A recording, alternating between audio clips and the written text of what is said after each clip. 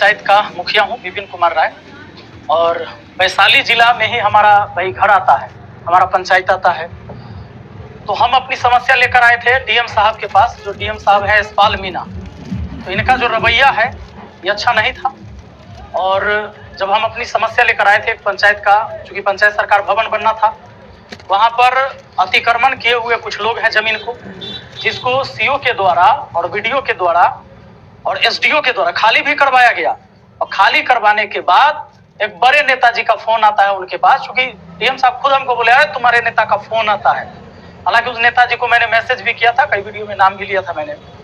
तो उसके बाद वो फिर से क्या कहते हैं कि ऑर्डर दे देते हैं कि भाई रहने दो। अब दोबारा लोग वहां पर जाके फिर गाड़ देते हैं तिरपाल।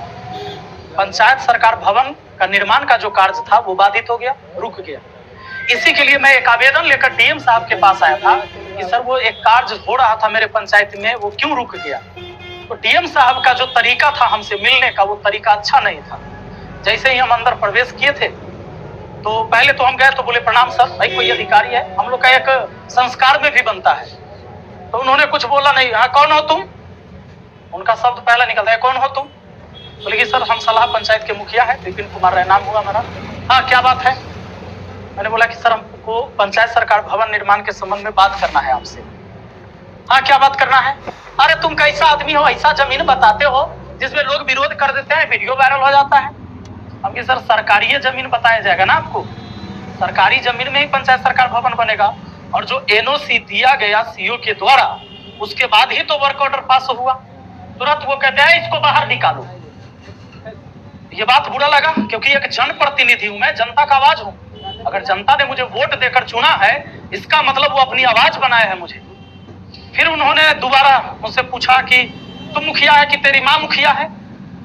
मैंने बोला सर मैं ही मुखिया हूं। तो फिर उसके बाद भी उन्होंने कई सारे शब्द कहे कि तुम नया नया अभी मुखिया बने हो। उन्होंने पूरे बात करते टाइम में 3 बार बोला कि अरे इसको बाहर निकालो। लेकिन मैं सैल्यूट करता हूं उन जवानों को, इन्होंने मुझे किसी ने जबरदस्ती बाहर नहीं निकाला। और उसके बाद हम उनको बोले कि कम से कम मेरा आवेदन तो ले लीजिए सर, हम लिख के लाए हैं, पढ़ लीजिएगा। कहे कि नहीं लेंगे। उनके काहे नहीं लीजिएगा, तो नहीं लेंगे।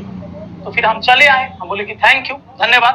हालांकि वही आवेदन आज दोबारा मैं लेकर आया था और मैंने लोगों से आह्वान किया था कि भाई आपकी भी अगर समस्या, ये मेरी समस्या थी, अगर वैशाली जिला के किसी भी व्यक्ति का समस्या है तो अपनी अपनी समस्या लेकर पहुंचिए डीएम कार्यालय आज 11 बजे। हजारों लोग आए यहाँ पर। जब हजारों लोग आए, बहुत सारे पुलिस प्रशासन की व्यवस्था भी थी, अच्छी बात है। मैं भी चाहता था कि कानून की धज्जियां न उड़े, जो सारी चीजें हो वो संवैधानिक तरीके से हो और व्यवस्थाएं पूरा दुरुस्त था प्रशासन की। वहां पर बहुत सारे लोग पहुंचे, सब अपना अपना आवेदन लेके।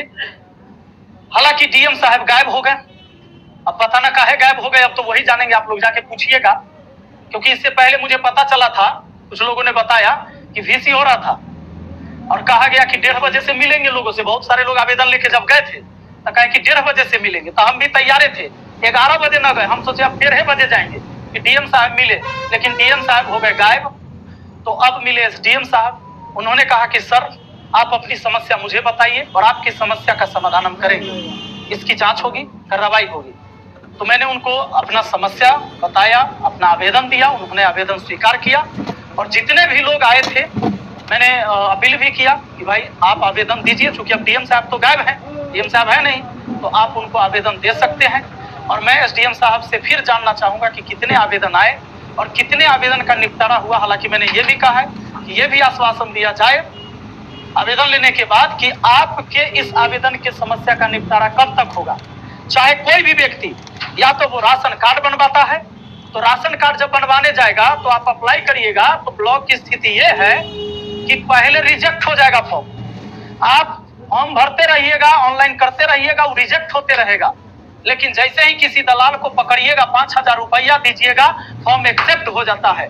तो इसकी जांच होनी चाहिए। पूरे वैशाली जिला में एक सलाह पंचायत है जहां 5 केजी के 5 केजी राशन प्रति व्यक्ति मिलता है, बाकी जिला में क्यों नहीं मिलता है, यह सवाल बनता है। और आप सबको पता है, मीडिया बंधु है, पता लगाइए, जब डीलर के यहाँ राशन बटाता है तो आप लोग को जाना चाहिए। इसके बाद यही सारे सवाल हम उठा रहे थे लेकिन हमारे ऊपर नोटिस निकाल दिया गया। ये जो चीजें मैं बोल रहा हूँ कि जातीय, आवासीय, राशन कार्ड, शौचालय, आवास, इनमें घूस लिया जाता है। पूरे जिला क्या पूरे बिहार की स्थिति है। लेकिन ये बात बोलने पर मेरे ऊपर एक नोटिस निकाल दिया गया है कि आप जो बोलते हो वो झूठी झूठी खबर है। तो भाई भले ही आप मेरे ऊपर फरमान जारी कर दीजिए, ये आपके हाथ में है, लेकिन देखने वाला ऊपर विधाता भी है, उससे तो कम से कम डरिए। इस संसार में सर्वे सर्वा ना आप है ना हम है, हर किसी को एक दिन जाना है। मैंने एक दिन प्रेस कॉन्फ्रेंस किया था शमशान घाट से, क्योंकि वो अंतिम सत्य है, लोग वहीं पर पहुंचते हैं अंतिम में। तो किसी को ये गुमान न रहे, चाहे वो मुखिया हो, विधायक हो, मंत्री हो, संतरी हो, अरे मिलना तो उसी मिट्टी में सबको है। राजा हो या रंक, सभी का अंत एक सा हो। फिर किस बात का गुमान और किस पद का गुमान। लेकिन अगर आप पढ़ लिख कर आए हैं तो आप अपने समाज की उन्नति के लिए आए हैं, इसलिए इस पर कार्य करना चाहिए। और देखते हैं अगर कोई समस्या होती है तो फिर हम डीएम कार्यालय आएंगे, और कोई भी व्यक्ति का समस्या होगा तो मैं एक नंबर भी जारी करूंगा कि डीएम कार्यालय में, हालांकि अब आश्वासन दिया गया एसडीएम साहब के द्वारा कि कोई भी व्यक्ति कभी भी आएगा तो उनकी बातों को सुना जाएगा, आवेदन लिया जाएगा। और यह भी कहा गया है, हमने ये भी कहा था कि जब भी कोई आए तो आप पहले उसको बैठाइएगा और तब पूछिएगा कि क्यों आना पड़े, क्यों आना पड़ा है आपको। तो बताइए, झूठा झूठा आरोप लगा देगा तो हम लीगल तरीका से न जाएंगे।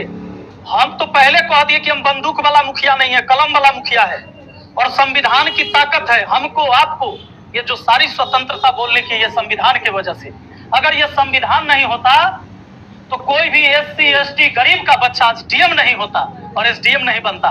ये संविधान की ताकत है, और उसी ताकत की वजह से आज किसी को सैलरी मिलती है। तो हम तो गए थे भाई, हम लीगल तरीके से ही गए थे।